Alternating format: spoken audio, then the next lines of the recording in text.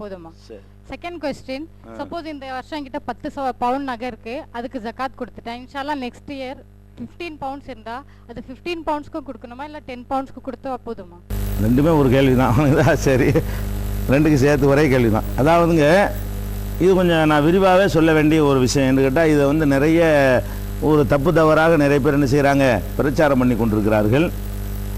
நான் ஏற்கனவே சொன்ன அடிப்படை பிரகாரம் மார்க்கத்தில் எந்த ஒன்றையும் நம்ம சட்டம்னு சொல்வதாக இருந்தால் அது குர்ஆனில் இருக்க வேண்டும், இல்லைன்னா நபிகள் நாயகம் ஸல்லல்லாஹு அலைஹி வஸல்லம் அவர்கள் சொல்லியிருக்க வேண்டும். ஒரு 1000 வருஷமாக நடைமுறையில் இருக்குது அப்படிங்கிறலாம் சட்டமாகிடாது.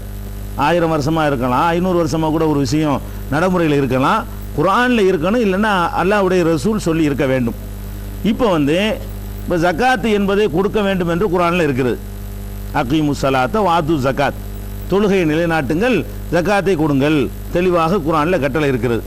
யார் யாருக்கு கொடுக்க வேண்டும் என்று கூட குர்ஆனில் இருக்கிறது. 8 வகையான வகையில் என்ன செய்யணும், ஜக்காத்தை செலவழிக்கணும்னு 9:60 தௌபாவில் 60வது வசனத்தில் என்ன செய்யறான், அல்லாஹ் இன்னென்ன வகைக்கு தான் ஜக்காத்து செலவழிக்கப்பட வேண்டும் அப்படின்னு சொல்கிறான். அதே நேரத்தில் குர்ஆனில் எங்கேயுமே வருஷம் மாதம் கொடுக்கணும் என்றெல்லாம் இந்த டைம் சொல்லப்படவே இல்லை. ஹதீஸ்லையாவது அப்படி சொல்லப்பட்டிருக்குதா? ஜக்காத்தை வசூலிக்க சொன்னாங்க, இன்னென்னது இருந்தால் இவ்வளோ கொடுக்கணும்னு சொன்னாங்க. ஆட்டுக்கு சொன்னாங்க, மாட்டுக்கு சொன்னாங்க, ஒட்டகத்துக்கு சொன்னாங்க, தங்கத்துக்கு சொன்னாங்க, விளை பொருட்களுக்கு சொன்னாங்க ரசூல் ஸல்லல்லாஹு அலைஹி வஸல்லம் அவர்கள். இப்படி எல்லா வகைக்கும் ஜக்காத்துகளை ரசூல் ஸல்லல்லாஹு அலைஹி வஸல்லம் விளக்கினார்கள். அவங்க வருஷம் ஒரு இந்த பொருளுக்கு இப்போ கொடுத்துட்டு இதுக்கே மறுபடியும் கொடுக்கணும் என்ற கருத்துப்பட ஒரு ஹதீஸை சொன்னார்களான்னு தேடி பார்த்தோம்னா அப்படி சொல்லப்பட்டவே இல்லை. 1-2 சொல்லப்பட்டதாக இருந்து காட்டினார்களே, ஆனால் அது பலவீனமானதாக இருக்கிறது, இல்லைன்னா அந்த கருத்தை அது தராத ஹதீஸாக இருக்கிறது. இது நீங்கள் விளங்கி கொள்ள வேண்டும்.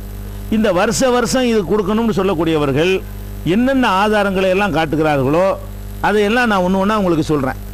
ஃபஸ்ட்டு என்ன காட்டுவாங்கன்னு கேட்டால், ஒரு அனாதைன்னா 15 வயதுக்கு கீழே உள்ளவன் தான் அனாதை. தகப்பன் இல்லாதவன் அனாதைன்னு சொல்லக்கூடாது. எனக்கு கூட தகப்பன் இல்லை, அனாதை கிடையாது, வழங்குதா? அனாதை என்று சொன்னால் அந்த பருவ வயசு கீழே உள்ள ஒருத்தனுக்கு தகப்பன் இல்லை, இந்த அனாதையுடைய சொத்து 1 லட்ச ரூபா இருக்குன்னு வைங்களேன். அதுக்கு நான் கார்டியனாக இருக்கிறேன், இல்லை நீங்கள் கார்டியனாக இருக்கிறீங்க. இந்த மாதிரி அனாதை சொத்து உங்களிடத்தில் இருக்குமே ஆனால், ஒரு ஹதீஸ் இருக்கிறது, அனாதை சொத்து உங்களுடைய ஒருத்தருடைய கையில் இருக்குமே ஆனால் அதை நீங்கள் வியாபாரத்தில் போட்டு பயன்படுத்துங்கள்.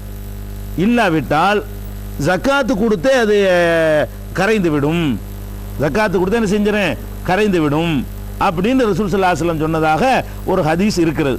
திருமதியில் இருக்கிறது, பைஹகியில் இருக்கிறது, தாரகுத்னியில் இருக்கிறது, இன்னும் பல ஏராளமான நூல்களில் இந்த ஒரு ஹதீஸ் இடம்பெற்றிருக்கிறது. அதாவது அனாதை சொத்து உங்கள்கிட்ட இருந்தால் அதை வியாபாரத்தில் யூஸ் பண்ணுங்க, வளர்ந்துக்கிட்டே இருக்கும்.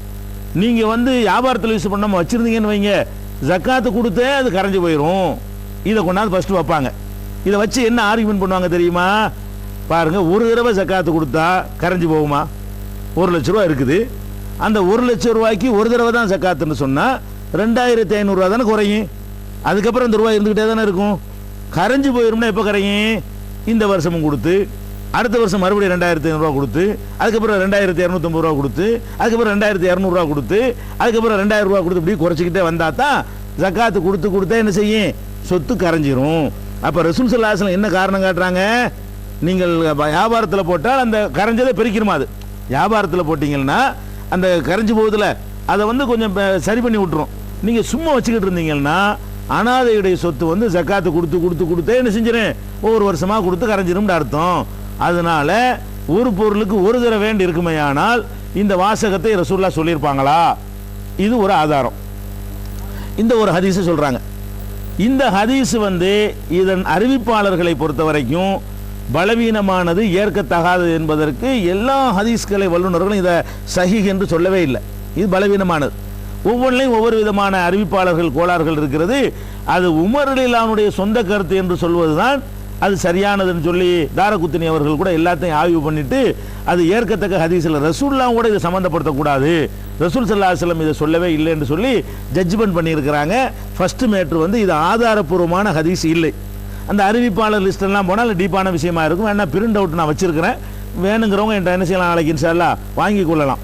பிரிண்ட் அவுட் எடுத்து அந்த லேப்டாப்பில் இருக்கிறது. உடனே பிரிண்ட் அவுட் அந்த ஹதீஸ் என்னென்ன ஆட்கள் வர்றாங்க, யார் யார் வர்றதுனால அது கோளாறுன்னு கூடுதல் தகவல் தேவைப்பட்டால் அதை தருவோம். ஹதீஸு முதல்ல சரியானது இல்லை, ஒரு பேச்சுக்கு சரின்னு வச்சுக்கிறோம்.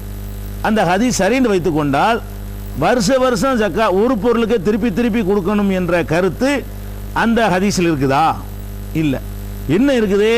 ஜக்காத்து கொடுத்து கரைஞ்சி போயிடக்கூடாது, அதனால நீங்கள் என்ன செய்யுங்க, வியாபாரத்தில் ஈடுபடுத்துங்கன்னு இருக்கிறது. வருஷம் கொடுக்கறதை விட மாதம் கொடுத்தா இன்னும் கூடுதலாக கரையும்.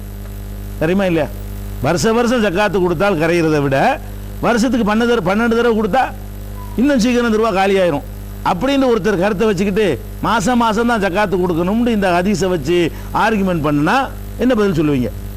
வருஷம் இல்லை, வாசகம் இல்லை, வாசகத்தை நீங்கள் தான் கொண்டு சேர்க்குறீங்க. போது பலவீனமான ஹதீஸு, வாசகம் ஹதீஸில் இல்லை. நீங்களாக தான் வருஷம் கொடுத்தா தானே குறையுங்கிறீங்க. ஏன் வாரம் கொடுத்தா இன்னும் அதிகமாக குறையும்ல?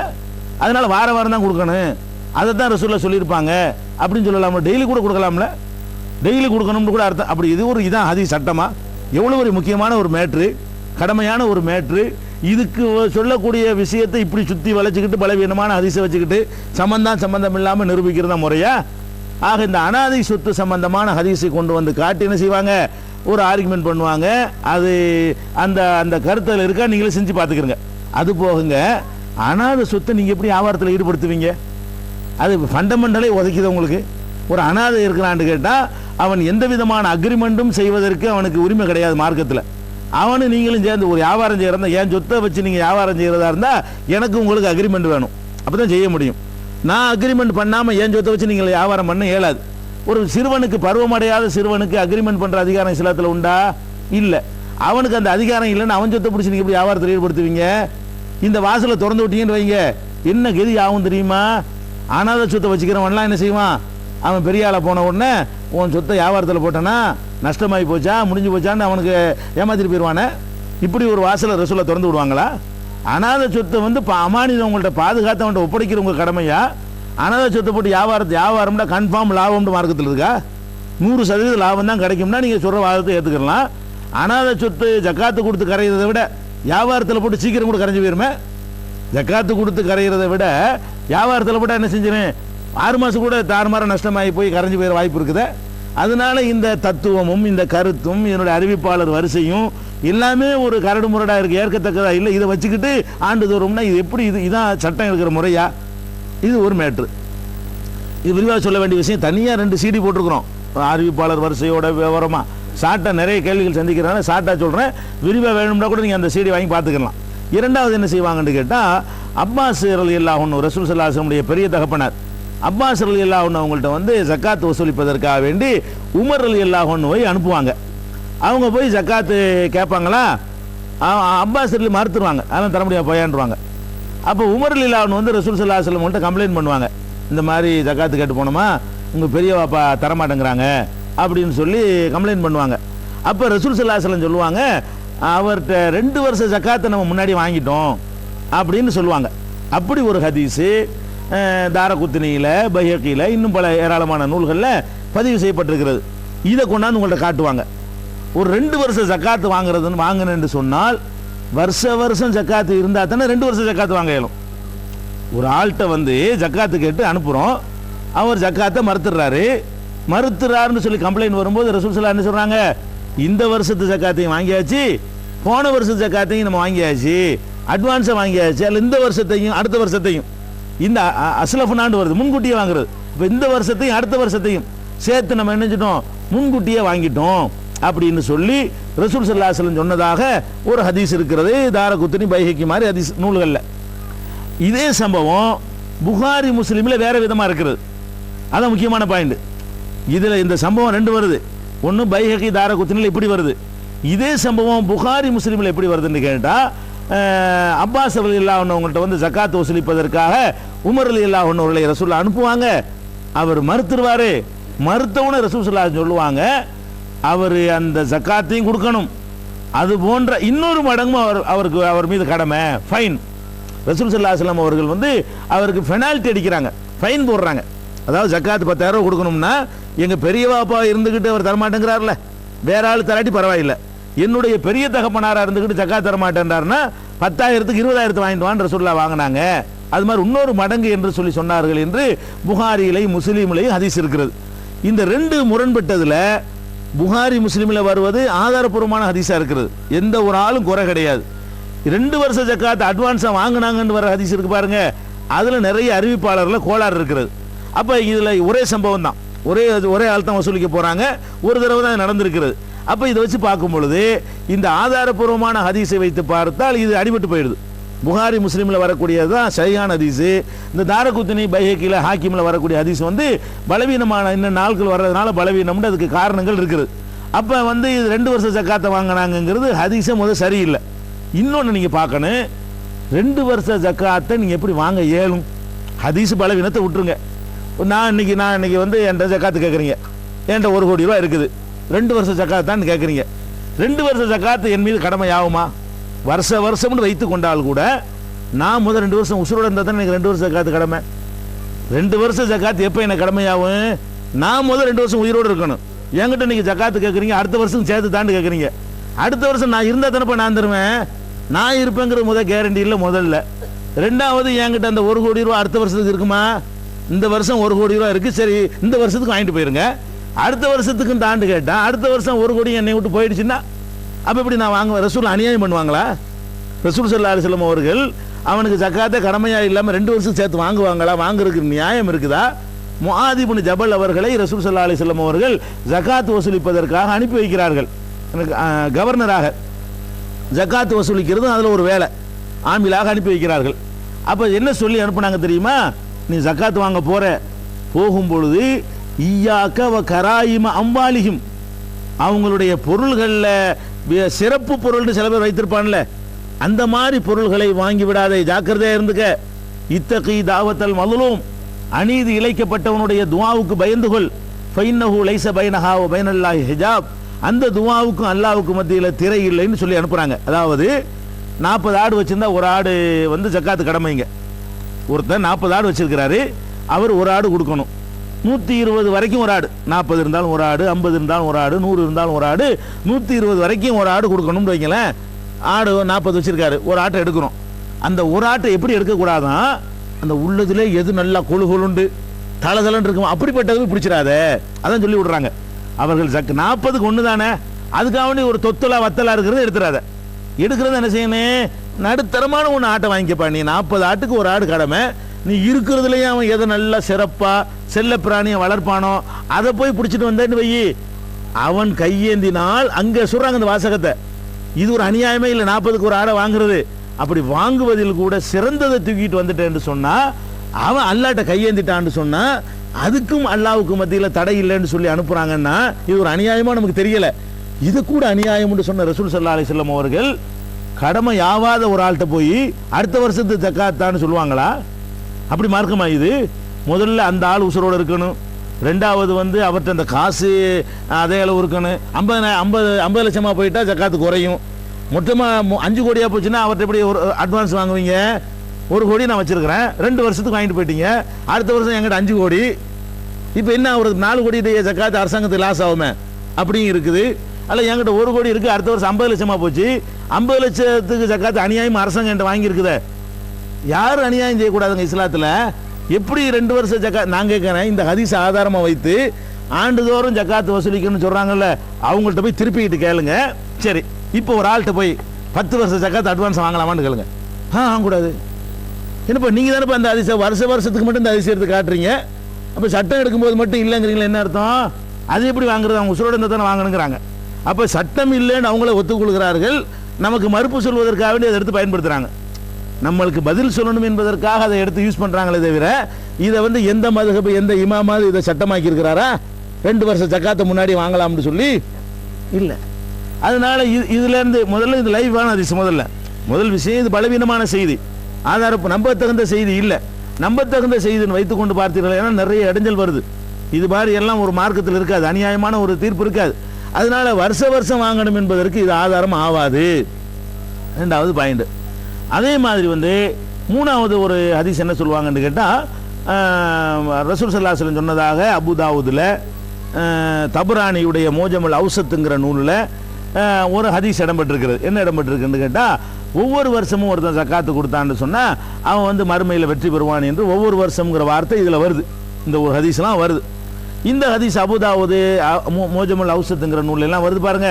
இந்த ஹதீஸ் எடுத்து பார்த்தீங்கன்னா இதை அப்துல்லா இப்னு முஆவியா அல் காலிரின்னு ஒருத்தர் தான் இதை அறிவிக்கிறார். ரசூல் ஸல்லல்லாஹு அலைஹி வஸல்லம் சொன்னதாக அறிவிக்கிறார். இவர் யாருன்னு பார்த்தீங்கன்னா இவர் இந்த ஒரு ஹதீஸில் தவிர இவருடைய பெயர் எந்த ஒரு ஹதீஸ்லையும் எந்த ஒரு ரெக்கார்ட்லையும் இல்லை. ரசூலுல்லாஹ் சொன்னதாக அறிவிக்கிற ஒரு ஆள் முதல்ல சஹாபி என்று நிரூபிக்கப்பட வேண்டும். இன்னும் சொல்ல போனால் இவர் மக்காவை சேர்ந்தவரும் இல்லை, இவர் மதீனாவை சேர்ந்தவரும் இல்லை. காதிரி என்பது யமனில் உள்ள ஒரு கோத்திரத்துக்கு பேர். காதிராங்கிறது யமன் நாட்டை சேர்ந்தவராக அவருடைய பெயரில் பட்டம் இருக்கிறது. அவர் சொல்றாரு ரசூல் ஸல்லல்லாஹு அலைஹி வஸல்லம் இப்படி ஒவ்வொரு வருஷம் கொடுக்க சொன்னார்கள்னு சொல்றாருன்னு சொன்னா அவர் இங்கே வந்திருக்கணும், ரசூலுல்லாஹ் பார்த்திருக்கணும், சந்தித்திருக்கணும், அவர் சஹாபி என்பது நிரூபிக்கப்பட்டிருக்க வேண்டும். அப்ப வேற வேற ஹதீஸுகள் அவர் இடம் பெற்றிருக்கணும். இவர் சஹாபியா இல்லையா என்பதற்கு எந்த விதமான ரெக்கார்டும் இல்லாத ஒரு ஆள். வேற எந்த ஹதீஸ்லையும் இவர் வரவே இல்லை. இந்த ஒரு ஹதீஸ் அறிவிக்கிறார் பாருங்க. ஜக்காத்துங்கிறது எவ்வளவு முக்கியமான ஒரு சட்டம்.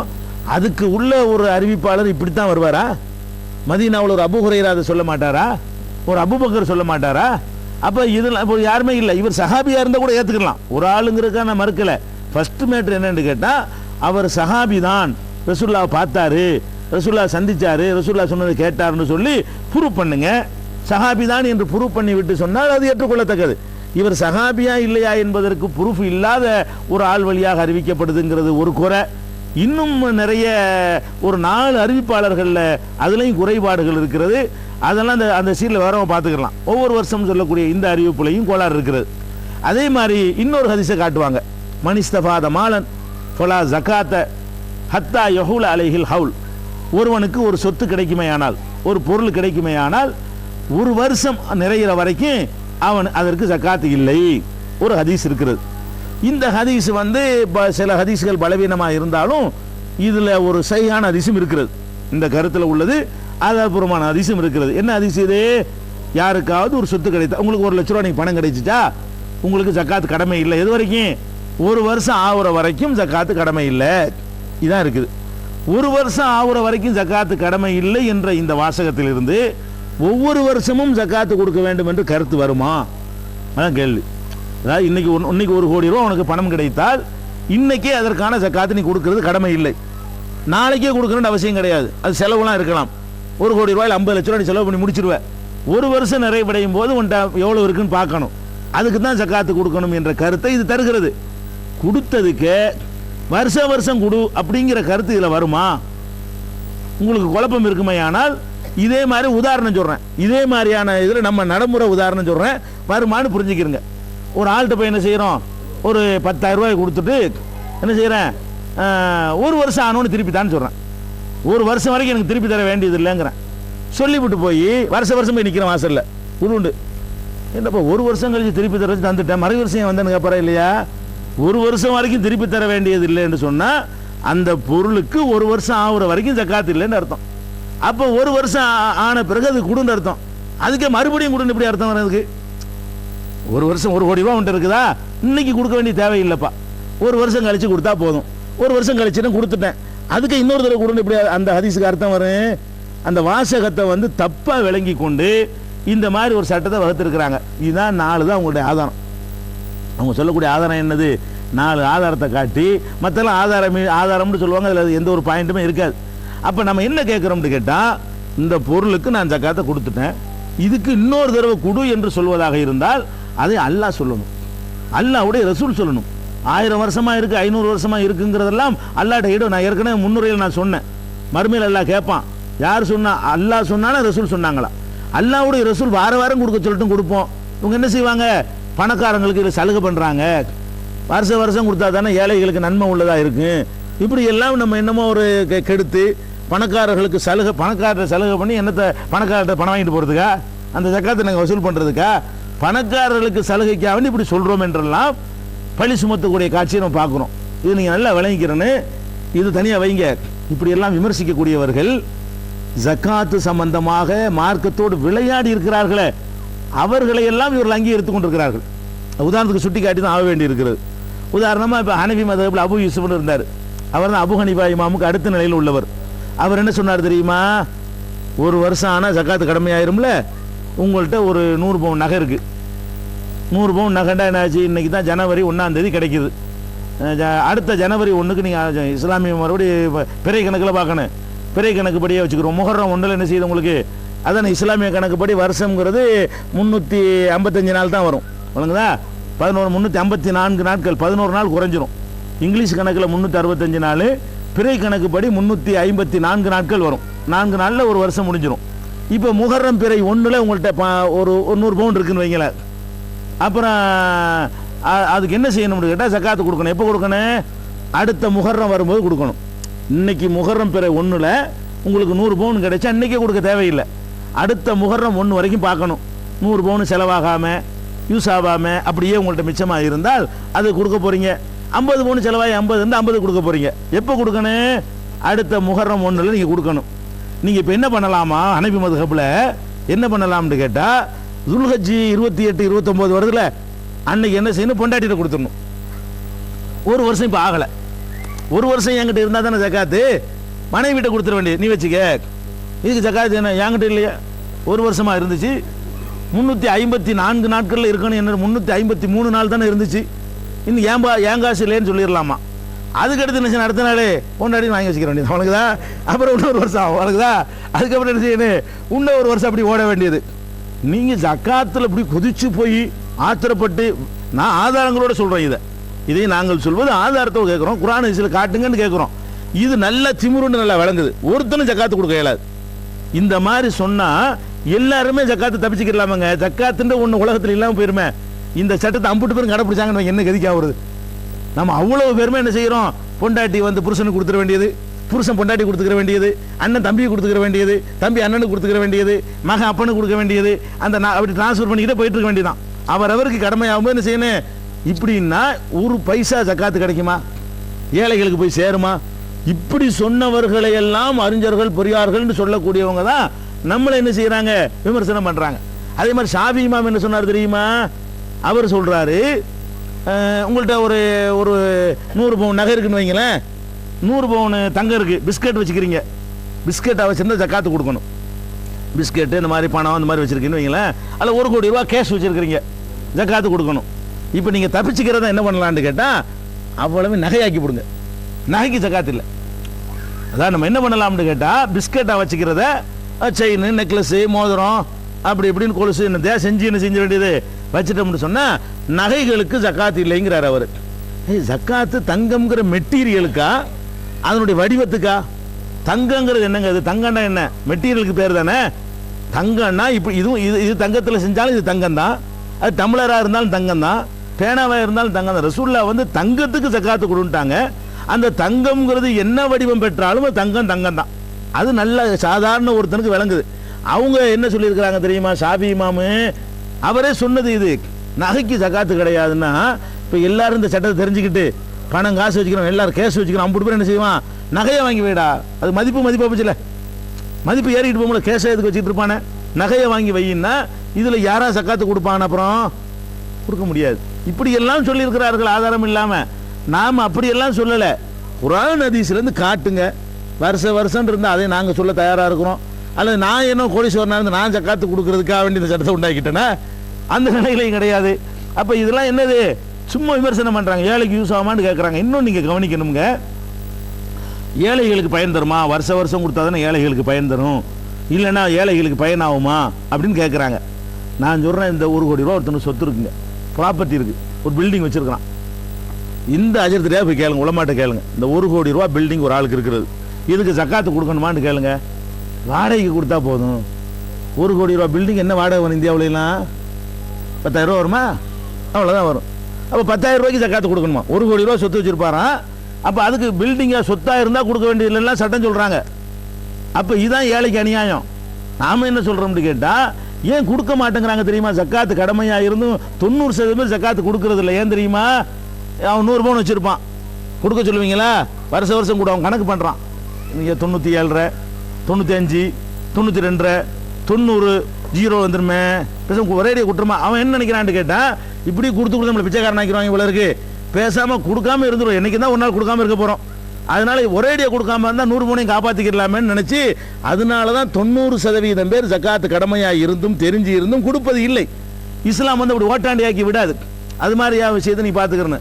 அப்போ இது இப்போயும் நான் தெரியுமா, 1 கோடி ரூபா பில்டிங் இருக்கா, ஒரு தடவை தானே, சரி இந்த ஒரு 10 லட்சம் ரூபாய்க்கு இப்போ கொடுத்துருவோம், இன்னொரு 10 இப்போ கொடுத்துருவோம்னு அவன் சாவரவுக்குள்ள கொடுத்து முடிச்சிருவான் இல்லைங்க. ஒவ்வொரு பொருளையா சுத்தமாக்கிட்டு போயிடுவான். நபிகள் நாயகம் ஸல்லல்லாஹு அலைஹி வஸல்லம் அவங்க சொல்றாங்க, உங்களுக்கு அல்லாஹ் ஜக்காத்தை கடமையாக்கி இருப்பது உங்களுடைய பொருளாதாரத்தை தூய்மைப்படுத்துவதற்கு தான். தூய்மைப்படுத்தியாச்சு, இதுக்கு ஜக்காத்து கொடுத்தது தூய்மையாயிடுச்சு, அதுக்கு வச்சிட வேண்டியதான். இப்போ 10 பவுன் 100 பவுன் இருக்குதா, ஜக்காத்து கொடுத்துட்டீங்களா, அடுத்த வருஷம் 110 பவுன் இருக்குதா, 10 பவுன் கொடுங்க. 100 கொடுத்துட்டீங்கல்ல, 150 இருக்குதா, 50 கொடுங்க. இது ஏற்கத்தக்கதா இருக்கிறது, இதுதான் கரெக்டான ஒரு வழியா இருக்கிறது. இதை சொன்னா எல்லாரும் கொடுப்பாங்க. இப்போ கொடுக்கக்கூடியவர்கள் அதிகமாவாங்க. ஏழைகளுக்கு நன்மைங்கிறீங்களே, 90 பேர் கொடுக்காம இருந்தாங்க பாருங்க. இப்படி கரெக்டான முறையில் சொன்னா 10 பேர் தான் கொடுக்காம இருப்பாங்க. கொடுக்கக்கூடியவர்கள் அதிகமாவாங்க. அதிகமான முறையில் ஜக்காத்து வந்து என்ன செய்யும், கலெக்ஷன் ஆகுங்கிற அடிப்படையில் சொல்றோம். இதுக்கு நம்ம என்ன சொல்றோம், இது நாங்கள் ஆய்வு செய்த வகையில் இது எங்களுக்கு தெரிகிறது. நீங்கள் மாற்று கருத்து வச்சுக்கிறீங்களா, ஆதாரம் இருக்குதா, எங்கள்கிட்ட வந்து சொல்லுங்க, நிரூபிங்கப்பான்னு எல்லாரையும் கூப்பிடுறோம். எங்கள்கிட்ட வந்து சொல்லுங்க, வருஷம் இந்த ஆதாரம் இதுக்கு என்ன சொல்ற, இதுக்கு என்ன சொல்றேன்னு கேளுங்க. யாரு கூப்பிட்டாலும் நாங்கள் வர தயாராக இருக்கணும். ஆதாரத்தை காட்டி நிரூபிச்சார்கள் என்னால் கொடுப்போம். நம்ம என்ன செய்ய மாட்டோம், இத்தனை வருஷம் இருந்துச்சு அத்தனை வருஷம் இருந்துச்சு அதை நான் கணக்கில் எடுத்துக்கொள்ள மாட்டோம். அல்லாஹ் ரசூல் சொன்னாங்கன்னு ப்ரூவ் பண்ணுங்க, அது என்ன சொல்லுதோ அதை ஏற்றுக்குறோம். அந்த அடிப்படையில் ஒரு தடவை கொடுத்ததுக்கு மரா கொடுக்க வேண்டியதில்லை. திருப்பி இன்னொன்று விஷயத்தை கவனிங்க, ஒருத்தனுக்கு விவசாயம் இருக்குது, இவங்க சட்டத்தில் இதுக்கு பதில் சொல்லணும். விவசாயத்தில் 100 மூட்டை நெல் வந்துருச்சு, அதுக்கு 10 மூட்டை ஜக்காத்து கொடுக்கணும். உனக்குதா 100 மூட்டைக்கு 10 மூட்டை கொடுக்கணும்னு வைங்களேன். 10 மூட்டை ஜக்காத்து கொடுத்து 90 மூட்டை அடுக்கி வச்சிருக்கிறோம். 1 வருஷம் ஆச்சு, 2 வருஷம் ஆச்சு, அந்த மூட்டை நம்மள்ட்ட இருந்துகிட்டு இருக்கிறது. இப்போ கொடுக்கணுமான்னு கேளுங்களேன், அதான் கொடுத்துருமில்ல, மறையம் கொடுக்கணுங்கிறாங்க. நெல்லுக்கு அதே மாதிரி ஒரு திருப்பி கொடுக்கணும் இல்லைங்க. நெல் ஒரு 100 மூட்டை நெல் இருக்குது, அதை அடுக்கி வச்சிருக்கிறீங்க. அதை அறுவடை செஞ்சோன்னே ஜக்காத்து கொடுத்துடணும். தானியங்களுக்கு வருஷ கணக்கு இல்லை, என்னைக்கு அறுவடை செய்கிறோமோ அன்னைக்கே ஜக்காத்து கொடுத்தோம். அறுவடைக்கு கொடுத்தாச்சு, 1 வருஷம் ஆச்சு, 1 வருஷம் அவன்கிட்ட இருந்துச்சுன்னு பேசுவோமா, அதான் கொடுத்துட்டான்லன்னு சொல்லுவோமா இல்லையா? அப்படித்தான் அவங்களும் சொல்கிறாங்க சட்டத்தில். அப்போ அதே மாதிரி எல்லாத்துக்கும் எடுத்துக்கொள்ள வேண்டும். நம்ம தெளிவாக கேட்குறேன் என்னன்னு கேட்டால், ஒவ்வொரு பொருளுக்கும் ஒவ்வொரு வருஷமும் கொடுக்க வேண்டும் என்று அல்லாஹ்வோ ரசூலோ சொன்னதாக ஆதாரப்பூர்வமான ஒரு ஹதீஸை காட்டுங்க, அதை நாங்கள் ஃபாலோ பண்ணிக்கிறோம். அப்படி காட்டலைன்னு சொன்னால் 50 வருஷமாக இருந்துச்சு 100 வருஷமாக இருந்துச்சுன்னு காட்டினீங்கன்னா